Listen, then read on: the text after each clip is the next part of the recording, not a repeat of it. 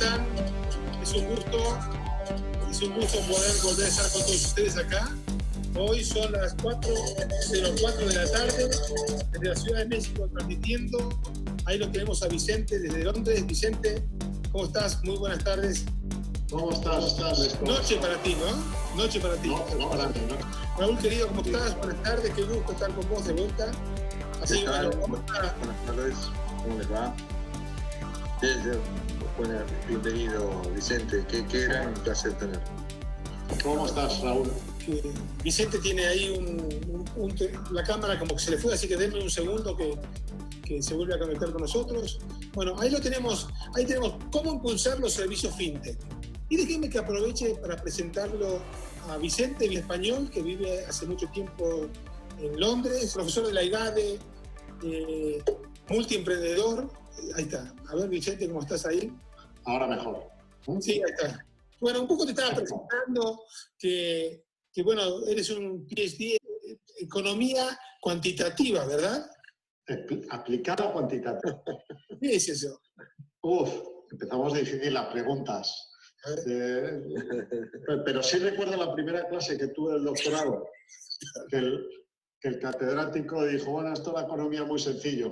A ver, señores, economía, la renta per cápita, venga, saquen todos lo que tengan en los bolsillos, vamos a repartirnos y eso es la renta per cápita. A grandes rasgos tiene que ver con contar los bolsillos. Exactamente.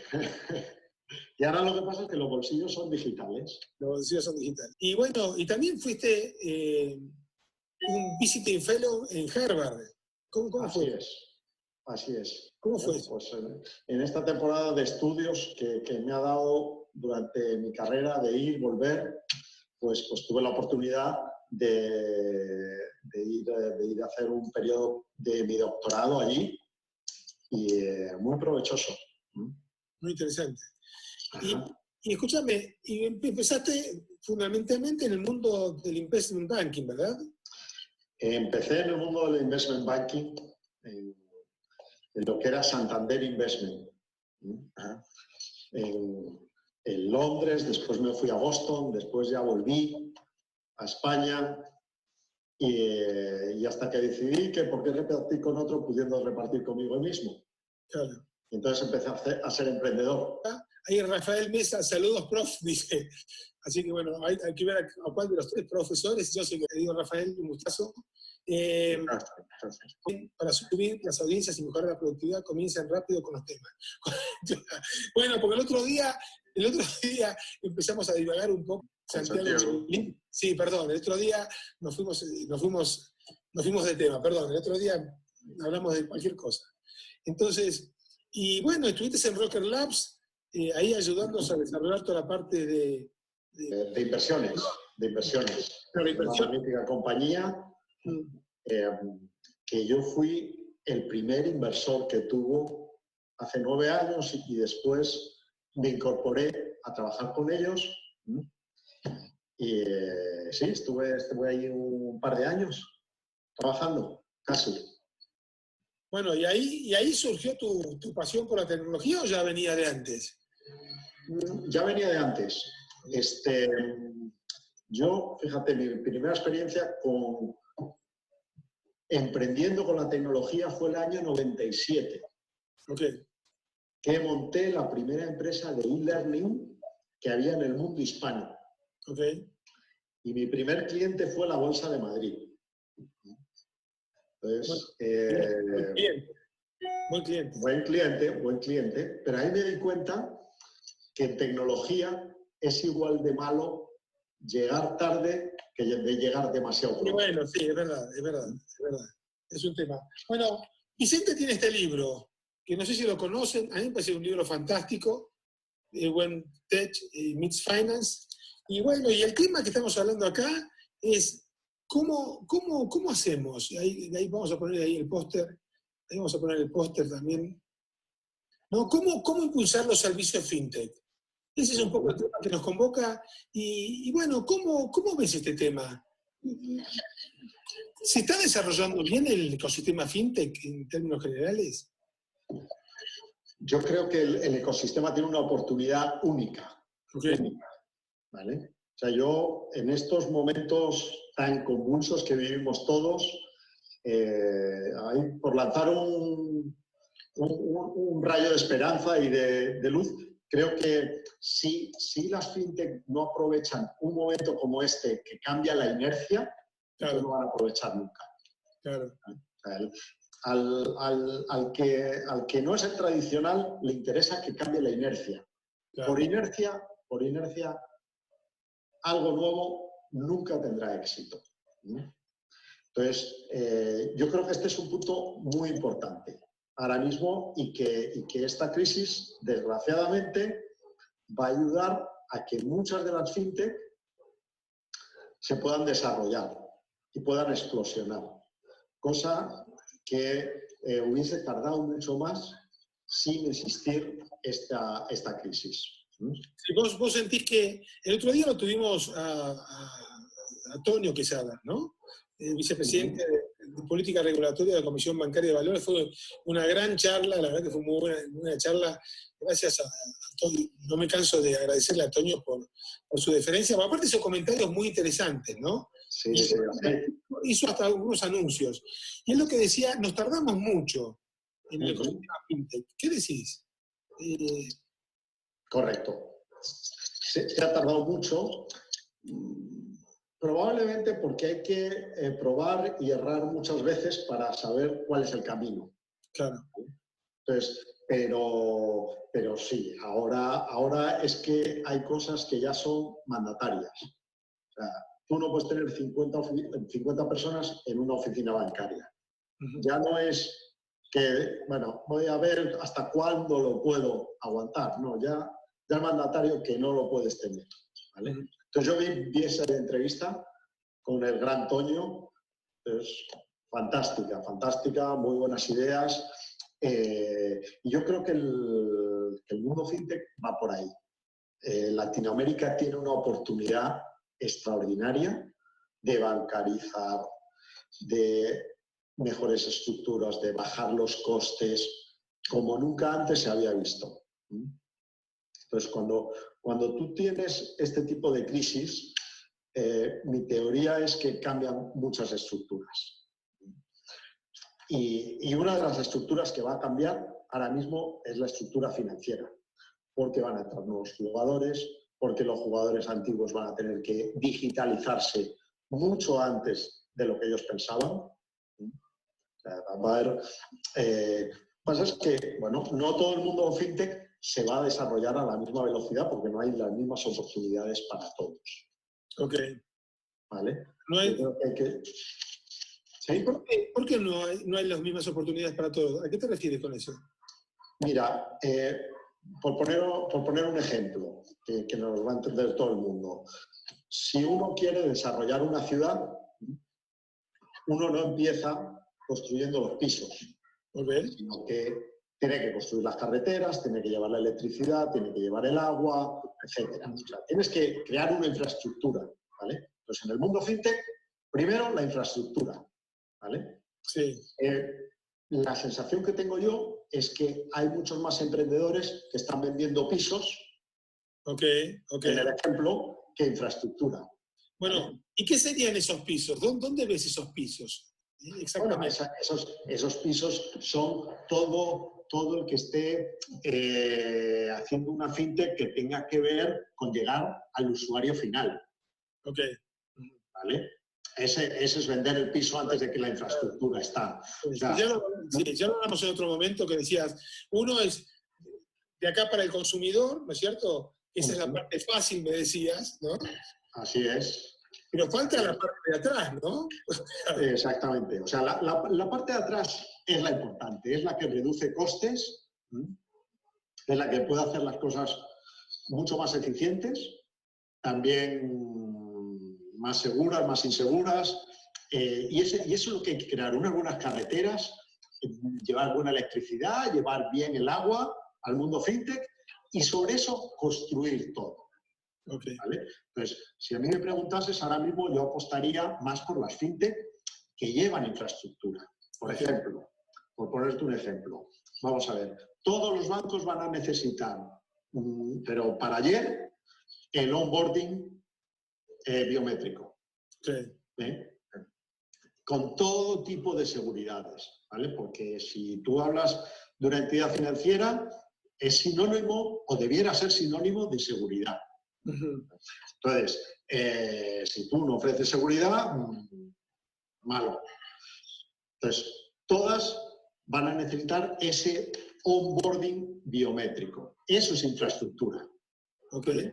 Ciberseguridad es infraestructura. O sea, si tú no puedes dar un sistema seguro, no puedes estar en el sistema financiero, ¿vale? Entonces, eso es seguridad. Riesgos es infraestructura, ¿vale? Lo que no es infraestructura es vender una tarjeta de crédito. Claro. ¿Vale? Porque eso ya el consumidor lo hace, tú le cambiarás un poquito la experiencia de usuario, que está muy bien, pero si no cambia primero la infraestructura, es difícil hacer un buen piso si la carretera que te lleva al piso es de arena. Claro. Y con el tema seguridad, porque el otro día cuando estábamos con Antonio Quesada, estábamos hablando mucho del tema seguridad. Con el tema seguridad, ¿también hace falta, cómo estamos ahí? Con el tema seguridad, ¿faltan cosas? Yo creo que faltan cosas. Faltan cosas, bueno, en esta crisis recuerdo que Toño comentó la subida tan impresionante de los ataques de hackers. Además es que él y yo lo habíamos comentado en una conversación y cada vez más, cada vez más. Entonces, yo creo que ahí hay que aportarle un poquito también de hacer las cosas diferentes en el sentido de todas las instituciones tienen que aceptar que van a ser hackeadas en algún momento. Esto es como el coronavirus, ¿no? Como cuando Merkel dijo, todos nos vamos a contagiar, y yo dije, no. O sea, así es. Así es. Buen punto. Entonces, lo que hay que tener es un plan de acción, intentar que no te hackeen 10 veces, sino solo una, a lo mejor, que vayas aprendiendo de los errores. Entonces, crear muchas dificultades a ello y tener un plan para dar respuesta a cuando te hackeen. Claro. Sí, a mí eso me pareció interesante como lo estás planteando, ¿no? Todas las instituciones van a ser hackeadas, ¿no? Entonces... No, diría más, Néstor. Todas sí. han sido hackeadas. Todas han sido hackeadas en tu caso. Okay, todas claro. Han sido hackeadas. Claro. Sí, todas han sido hackeadas. ¿Y cuáles para vos serían los temas más significativos del tema fintech para tener en cuenta? Para tener en cuenta, vamos a ver, depende del aspecto que estemos viendo, pero como aspectos importantes. Vamos a ver, yo creo que un cambio estructural que se va a dar es que va a haber jugadores que nunca han dado servicios financieros que los van a empezar a dar. Okay. Por ejemplo, sí. Empresas de telecomunicaciones. Sí. Por ejemplo, aseguradoras. Por ejemplo, retailers. Por ejemplo, vendedores de carros. Por ejemplo, desarrolladores inmobiliarios. Ok, bueno, es un grupo importante, ¿no? Como... Exactamente. Entonces, va a haber nuevos jugadores. ¿Y cómo van a poder actuar en este mercado? Pues porque la banca se va a convertir en banca como servicio, banca as a service. Va a haber empresas de tecnología que te permitan alquilar ciertas funcionalidades de la banca tradicional. ¿Vale? Tú eres un retailer y tú vas a poder alquilar ese servicio para dárselo a tus clientes. Al final le vendes una nevera, un friegaplatos y le vendes también un préstamo o le vendes una tarjeta de crédito. Entonces, va a haber muchos más jugadores que antes no hacían esto. Okay. Y los jugadores antiguos van a tener que decidir qué es lo que mejor hacen para solo hacer eso, de manera muy eficiente. Ok, entonces va a haber nuevos jugadores y los jugadores antiguos van a tener que reconfigurarse. Exactamente. ¿Y qué le dirías a la gente que tiene la responsabilidad de un banco antiguo, ¿no? Claro. ¿Qué tendrían que mirar primero? Porque a veces yo los veo un poco desorientados, ¿no? Dicen, ¿por dónde empezar? ¿Qué les dirías? Muy buena pregunta, pero lo primero es con qué parte del negocio me quiero quedar. Okay. Y es muy difícil, eso es muy complicado porque tú le tienes que decir posiblemente a tu consejo o a tu junta de accionistas que vas a dejar de hacer algo que antes te hacía ganar dinero. Claro.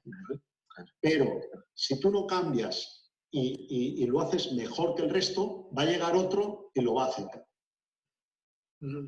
Claro. O sea, y lo que esta crisis nos va a adelantar es 24 meses de hacer este tipo de cosas. Los grandes bancos, los desarrollos que ellos tenían para digitalizarse, los que sean críticos ya no tienen tiempo, ya tienen que comprarlos. O sea, si un banco hoy estaba desarrollando un sistema de onboarding biométrico, o lo tiene ya o mañana lo tiene que comprar. No le queda de otra. O sea, no puede esperar a un desarrollo que normalmente están tardando un año a tenerlo. Claro. Bueno, pero de alguna manera los bancos no se han acostumbrado mucho a desarrollar cosas. Yo tengo la sensación que los bancos han perdido mucho tiempo desarrollando todas las mismas aplicaciones en toda parte del mundo. El sistema de cuenta corrientes acá, ¿cuántos bancos, cuántas marcas puede haber en el mundo? 1000 marcas de banco, después más los branches de cada país, porque me da la impresión que los CTOs de los bancos en un momento han sentido que tenían que desarrollar la aplicación de créditos, tarjeta de crédito, de préstamos, ¿no? Etcétera. Y al final no estaban desarrollando cuestiones críticas, ¿no? Eso lo podía, o sea, podían haber dicho, bueno, yo agarro la de, incluso hasta de un competidor, porque al final del día yo tengo que ver cómo atender mejor al cliente, no cómo desarrollar determinadas soluciones. En el futuro, ¿vos ves los bancos comprando más soluciones en vez de estar haciendo tantos desarrollos internos como por ahí podía pasar en el pasado? Las que sean críticas, sí. Claro. Vamos a ver, por poneros un ejemplo.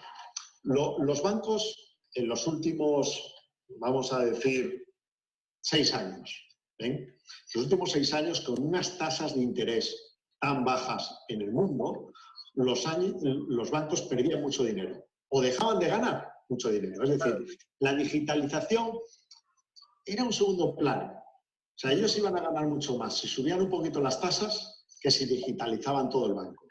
El problema es que ahora no se pueden permitir que la gente vaya a la oficina. Claro. Entonces, ahora ya tienes 50.000, 60.000, 100.000 empleados trabajando desde su casa. Quiere decir, para los hackers hay 100.000 puntos de ataques más de los que había hace 2 meses. Cada computadora que tenga un empleado de banca es un punto por el que el hacker puede entrar. Y claro, y porque paga, ¿no? Hay una oportunidad ahí. Exactamente. Entonces, estamos hablando que algo que antes no era tan crítico, que podían llevar el tiempo para desarrollarlo, bueno, pues vamos a sacarlo, me da lo mismo no darle esta aplicación, etcétera, ahora ya no. Ahora ya no van a tener ese tiempo. Claro. Acá me están preguntando, Patricia Flores, me dice, ¿cómo una empresa de telecomunicaciones pudiera subirse a las fintech? Por muchos lados. Mira, la empresa de telecomunicaciones tiene lo más importante, que es el cliente. Y no solo tiene el cliente, sino que tiene los datos del cliente. La empresa de telecomunicaciones sabe a dónde va el cliente, es decir, tiene una cantidad de información que es muy útil para dar un crédito, por ejemplo. ¿Vale? Entonces, dar un crédito es tener la información del cliente. ¿Vale? Entonces, si tú tienes la información del cliente, vamos a poner un caso, ya que está Néstor en México. Si el cliente me dice que vive en un muy buen sitio, vamos a pensar en Lomas, y es una empresa de telecomunicaciones y veo que su teléfono nunca ha pasado por Lomas, pues deduzco que me está mintiendo y no le doy el crédito. ¿vale? Esa información no la tiene el banco. Claro. Esa información la tiene la empresa de telecomunicaciones. Entonces, ese es un ejemplo de cómo estas empresas pueden cruzar datos muy fácilmente. Por ejemplo, ya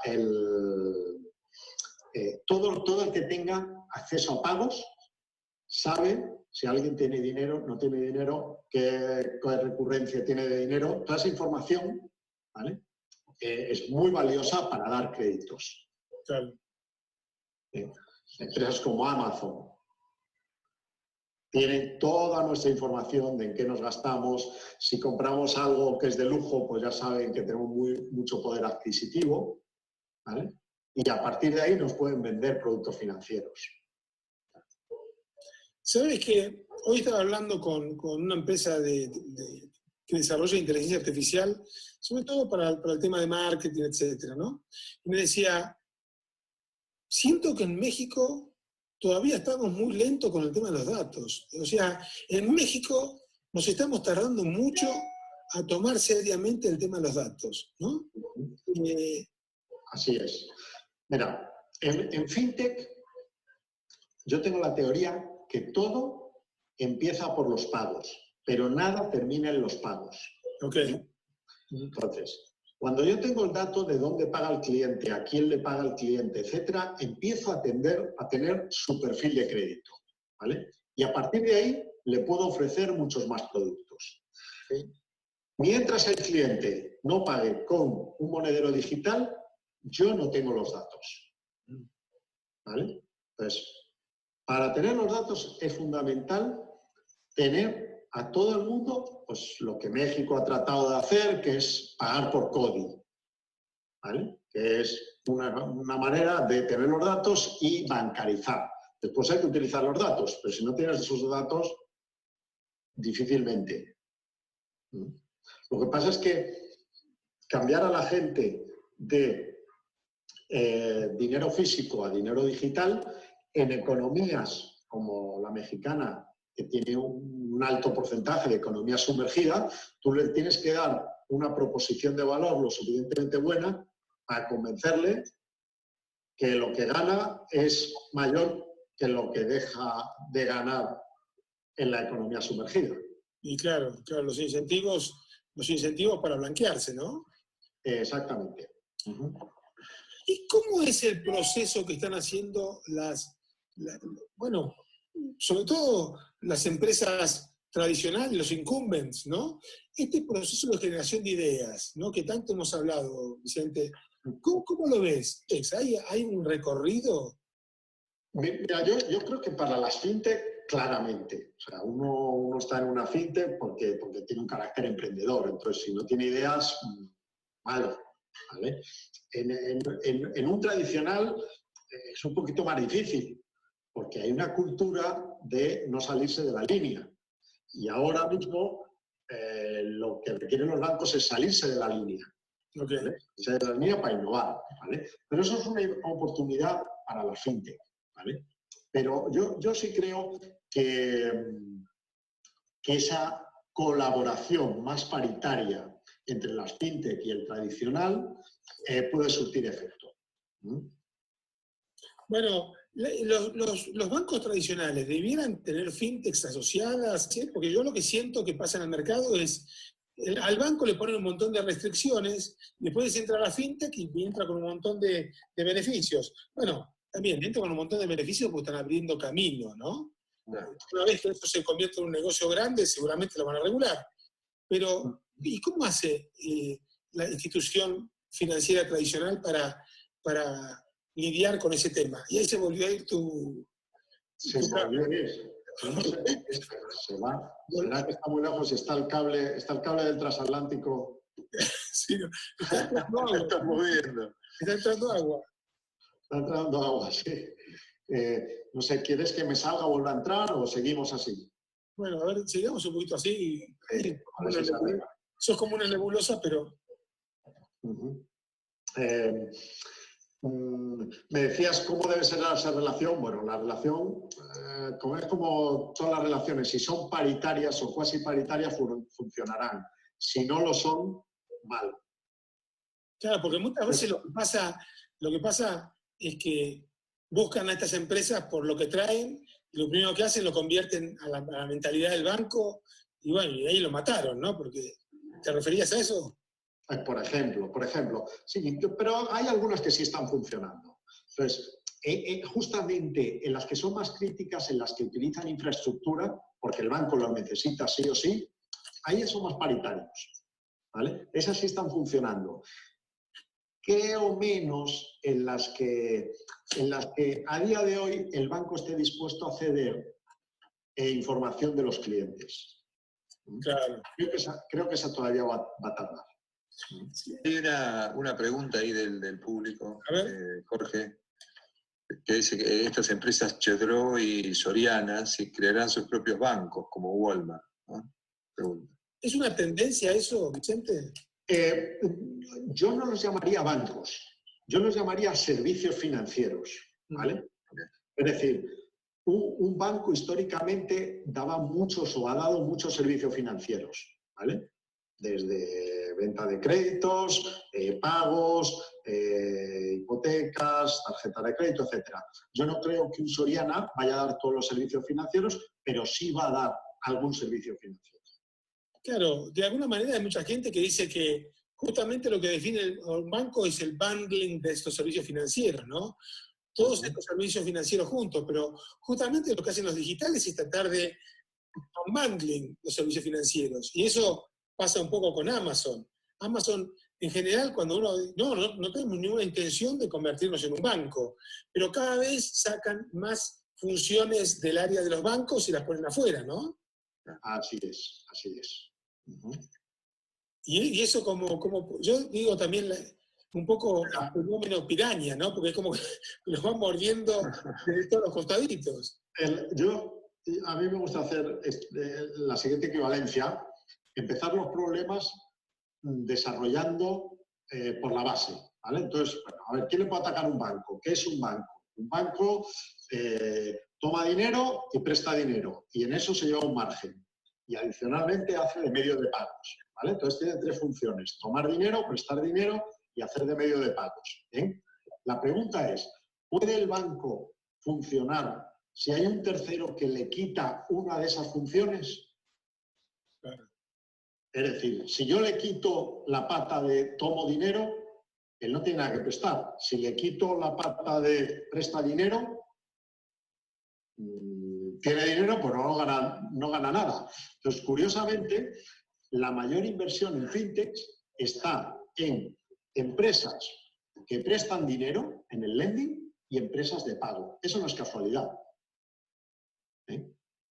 Primero, porque el lending es la función menos regulada de la banca. Es decir, para eso no hace falta casi permisos. Y después, porque es que un sistema que necesites las tres patas para funcionar y le quites una pata, deja de funcionar. Claro. ¿Vale? Claro. Entonces, bueno, el tema del bundling al final del día termina siendo importante, ¿no? Eso, dependiendo de los elementos. Tú en tu libro hablas de los nuevos bancos.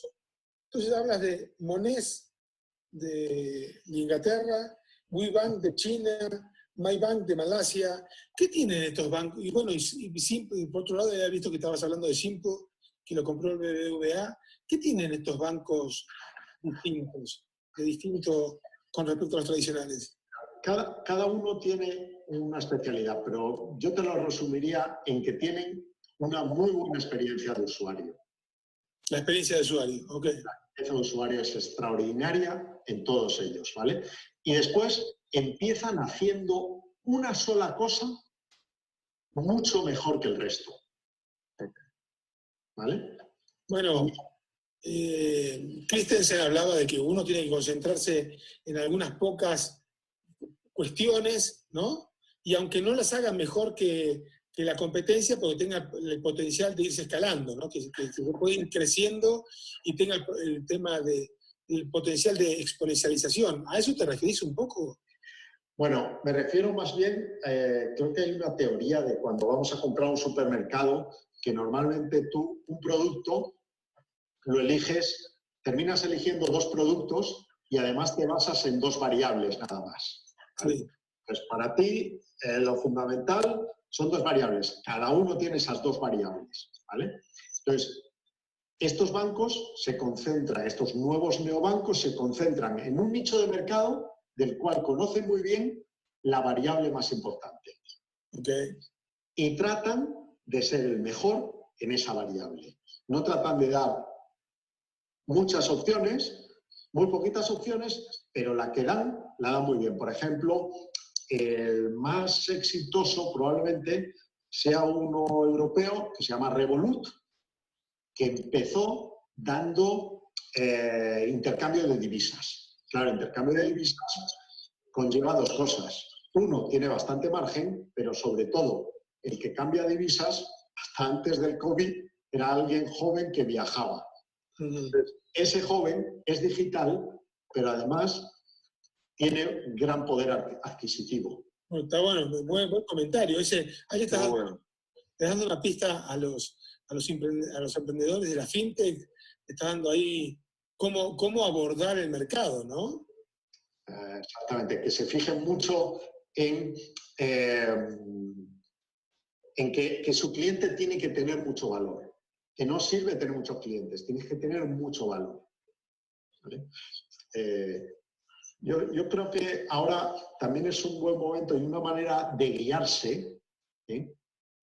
Y por eso soy positivo en emprender en estas crisis, es porque para innovar en algo, yo creo que se deben cumplir 3 cosas. A ver. Primero, tienes que tener un cliente, una empresa, un usuario amenazado. Nadie hace algo nuevo si en el status quo está bien. 2, el problema que resuelve tu innovación tiene que ser relevante. O sea, si tú le resuelves un problema del 1% de sus ventas, no, eso no va a innovar. Ahora, si es del 30%, seguramente. Y la tercera es que tu solución sea escalable. O sea, que no se la des solo a uno, sino que las des a muchos, ¿vale? Entonces, si pensamos ahora mismo cuántas empresas o usuarios están amenazados, tienen un problema relevante y ya existe una solución escalable, nos damos cuenta que muchas de las fintech tienen un potencial extraordinario. Claro. Porque hoy la gran parte de las empresas tienen un problema financiero. Eso entra dentro del rango fintech. Y además es un problema grande, no es un problema pequeño. Y ya existe, la mayor parte de las tecnologías ya están desarrolladas para facilitar la solución. ¿El del medio, cómo era el punto del medio? Primero dijiste que el problema sea relevante. Que sea relevante. El problema que tú soluciones sea relevante. Claro. ¿Vale? Es decir, si hoy un retailer venía de vender 100, ahora el retailer vende probablemente entre 5 y a lo mucho 10. Si tú consigues que el retailer pase de nuevo a vender 20 o 30, es un problema relevante. Si tú consigues que de 5 pase a 5,5, eso no soluciona un problema relevante. A ver, Raúl. No, una pregunta, un poco viendo tu currículum o tu historia de vida, me pareció interesante preguntarte, porque has pasado por muchas experiencias, formando empresas, ayudando. ¿Cuál para ti ha sido el aprendizaje más relevante en todo este tiempo que pudieras compartir acá con la audiencia, ¿no?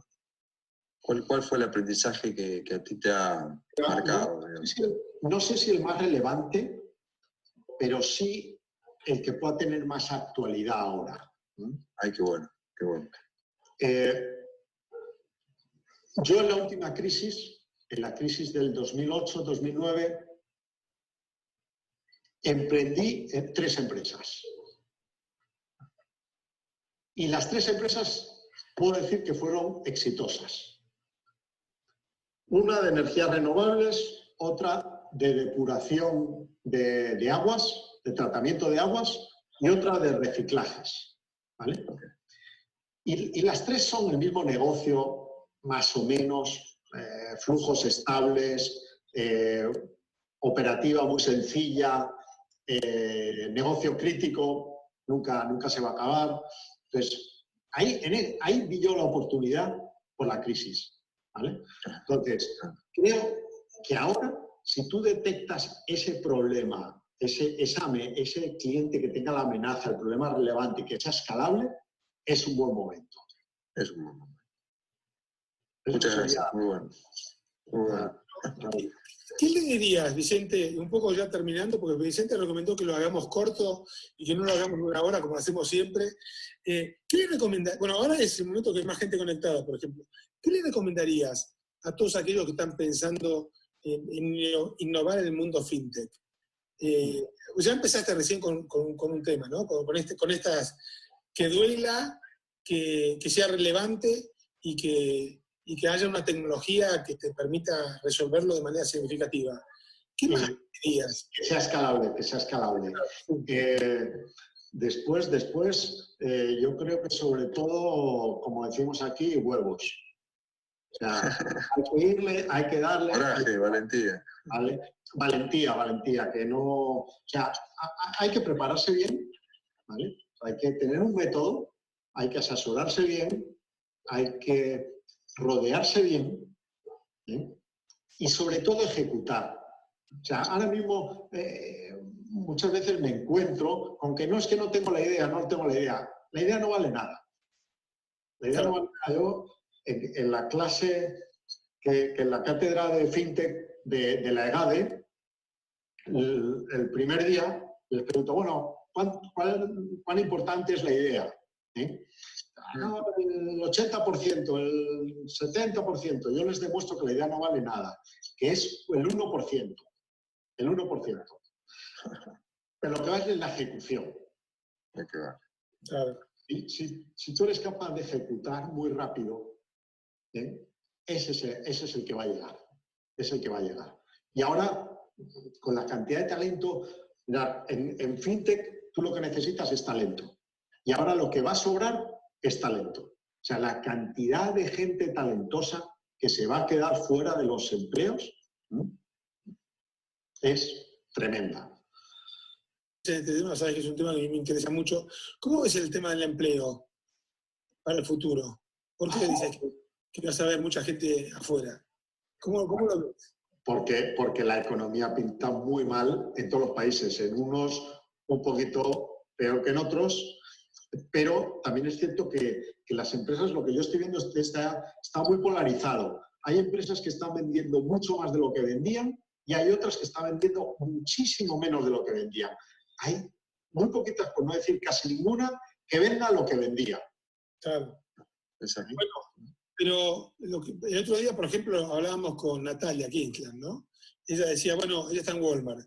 Dice, bueno, nosotros vendemos mucho, pero vendemos de lo que no nos deja dinero. O sea, lo que nosotros está armado, esto está armado para que la gente compre otras cosas y de ahí un poquito de rentabilidad. Eso en general, o sea, hemos vuelto a lo básico, ¿no? ¿O sí o no? O sea, yo creo que sí, pero bueno, eso poco a poco se irá. Depende, a más alejado esté de lo básico, pues más va a tardar en normalizarse. Claro. Yo tengo la idea de que el COVID es un gran laboratorio para la transformación digital, ¿no? Es enorme. Y por Es eso un catalizador. Claro, claro. Pero aparte para mí es un laboratorio, porque hay muchas cosas que no nos animamos a probar y que hoy si las probás y no funcionan del todo bien, pedí disculpas y seguí, porque todo el mundo dice, no, mira, estoy viviendo este caos, ¿no? Lo que me preocupa a mí es mucha gente que dice, no, yo estoy esperando que termine esto para ver cómo acomodar. ¿Qué le dirías a todos aquellos que están esperando que termine la pandemia para recién empezar a buscar, a intentar soluciones? Yo creo que ya el común de la gente se ha dado cuenta que esto está aquí para quedarse, en mayor o menor intensidad, pero para quedarse unos meses. O sea, yo esa actitud la veía las 3 primeras semanas. Después ya la gente dijo, no, aquí hay que hacer algo.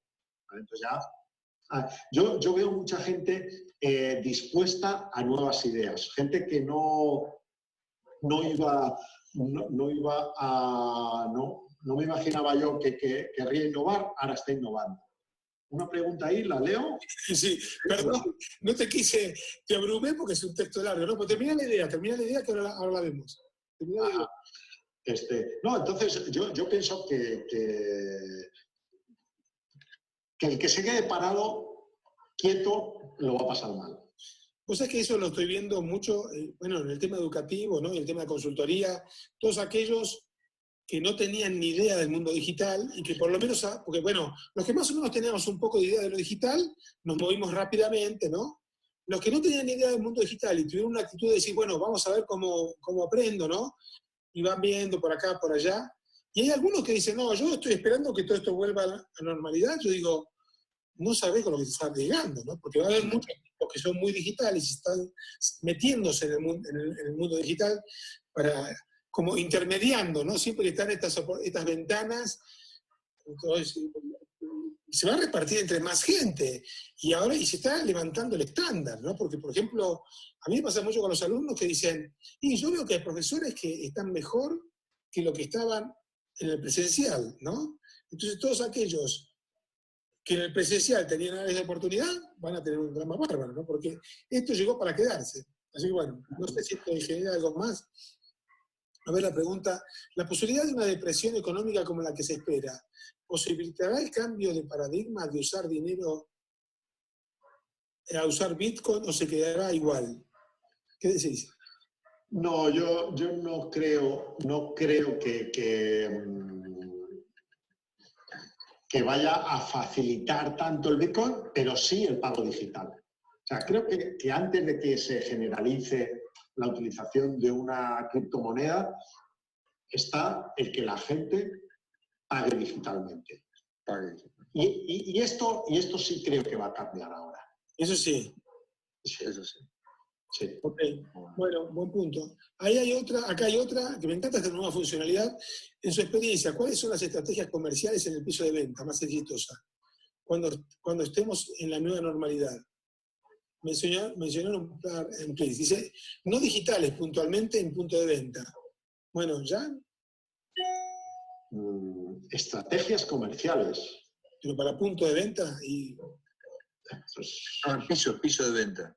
Bueno, para piso de venta, sí. Para piso de venta que no entiendo bien la expresión. La sucursal, me imagino que está... Estrategias comerciales para la sucursal. Sí. La sucursal tiene que cerrar.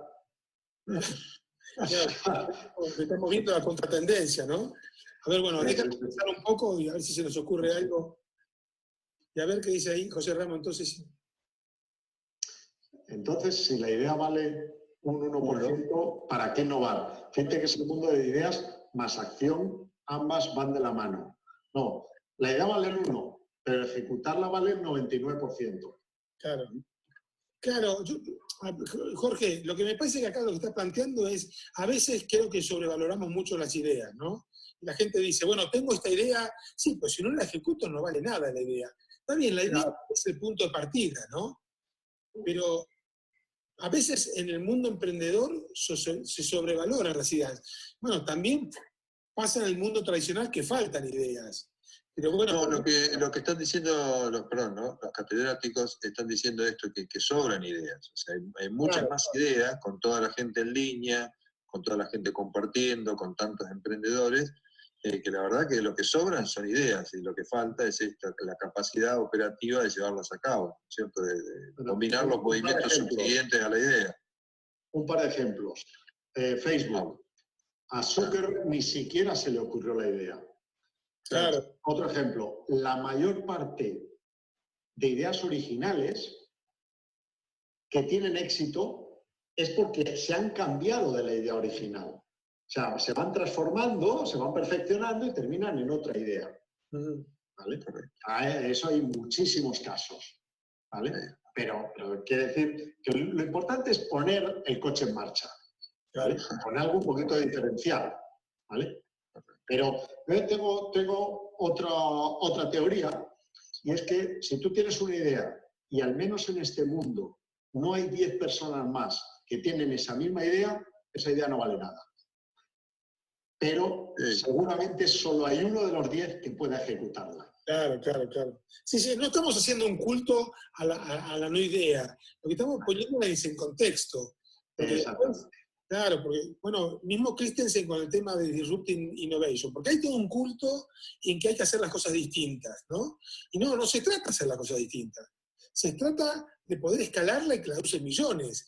Esa es la innovación disruptiva, y esto a todos los que están hablando en clases de innovación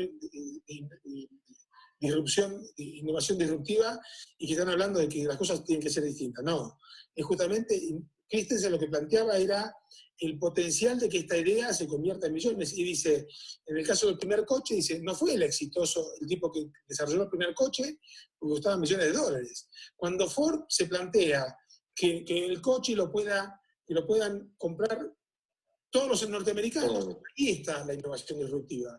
Porque ahí sí produce una transformación enorme de absolutamente todo, de la sociedad, etc., ¿no? Entonces acá Francisco nos dice, si todo tiene el reforzamiento de lo digital, ¿no? Que se me fue. ¿Qué hacer con aquellos que no creen o no les gusta?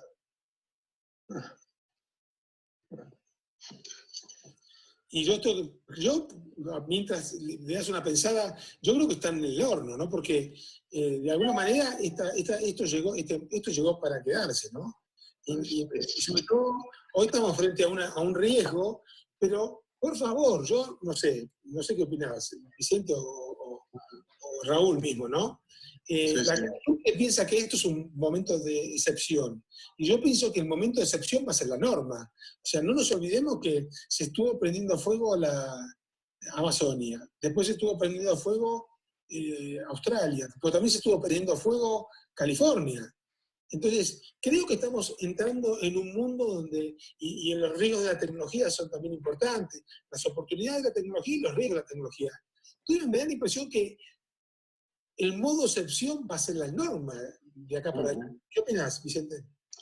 Yo creo que sí, y todo, hay mucha gente que nunca pedía la compra digitalmente, y ahora yo creo que ya no van a volver a la tienda, porque han visto que la experiencia de usuario es mucho mejor. Entonces, hay ciertas cosas que ya viene para quedarse. Yo no querría ser hoy empresario de oficinas. Claro.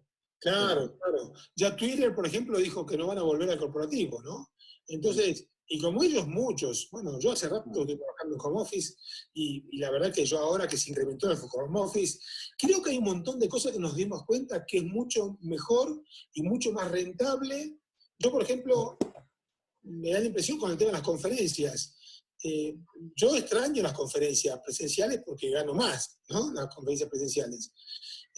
Sin embargo, siento que las conferencias online dan una gran oportunidad. No gano tanto, pero puedo hacer 10 veces más conferencias online que las conferencias presenciales. Entonces, bueno, van a quedarse las conferencias presenciales para un nicho, y yo creo que, bueno, va a haber una cantidad y ad hoc a muchas cosas puntuales y específicas, ¿no? Acá, por ejemplo, bueno, la verdad que se entusiasmaron acá, hay más participación que al principio, nueva normalidad. Acá me gusta esto lo que plantea Manuel Castillo, dice, nueva normalidad, idea o ejecución. Bien planteada, ¿no? Creo que hasta ahora... Ejecución. Y cuando idea, pero...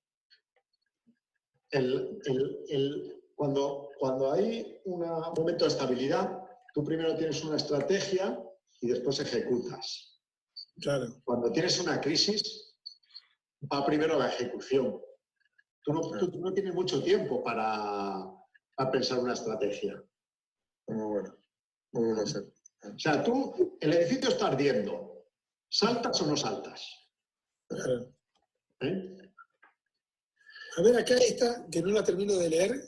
Yo ahí me atreví a poner, Néstor, a recordar el artículo que había publicado Donna, AEPI, nuestra socia, que hablaba justamente de esto, ¿no es cierto?, de la crisis que están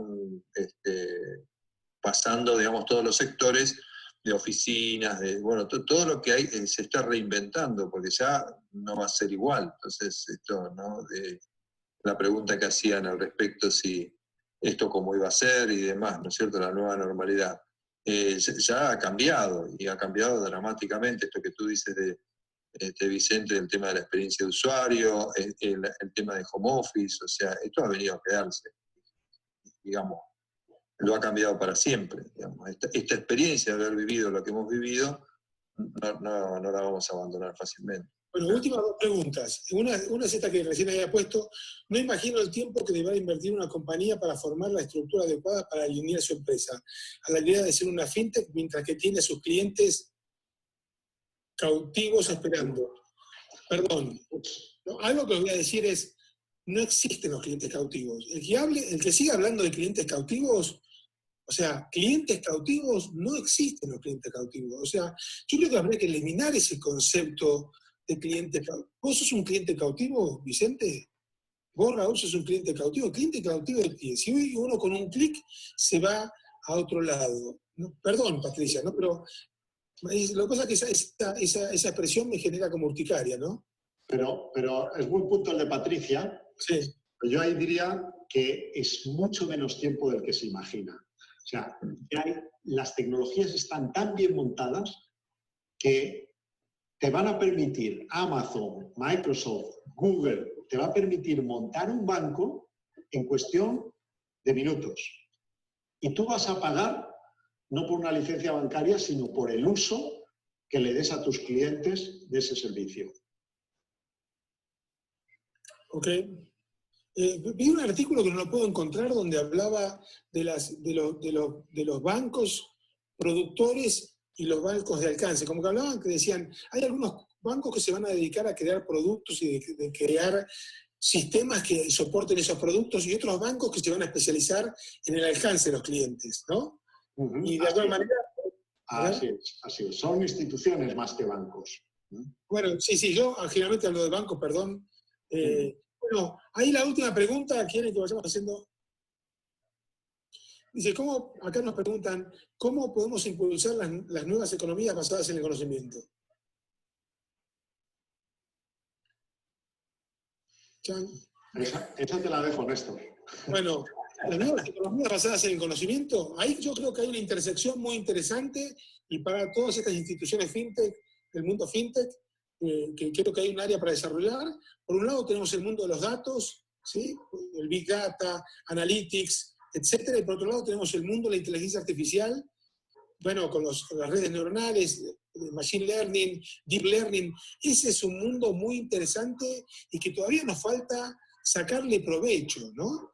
Porque hemos creado un mundo que tiene muchos datos, pero nos cuesta enormemente convertir esos datos en conocimiento aplicable para los negocios. Y creo que el gran nombre del juego para lo que nos queda de este año y por ahí el año que viene va a ser cómo sacarle provecho a ese mundo de datos y donde, y disculpen, yo creo que el hacer las preguntas va a ser el territorio de los jóvenes que vienen con todas las herramientas nuevas y el sacarle provecho a todo esto es el gran desafío para todos aquellos que prendemos canas, ¿no? Vicente, ¿qué decís? Sí, así es. ¿Hay un área ahí para sacarle provecho para el mundo del conocimiento? Absolutamente. A empezar a tener, ya se tienen muchos datos para tener más datos, sobre todo del mundo físico, y empezar a tomar decisiones basadas en esos datos. Claro. Sí, entonces, bueno, última reflexión. Vicente, ¿qué dices? Última reflexión. Para el mundo fintech,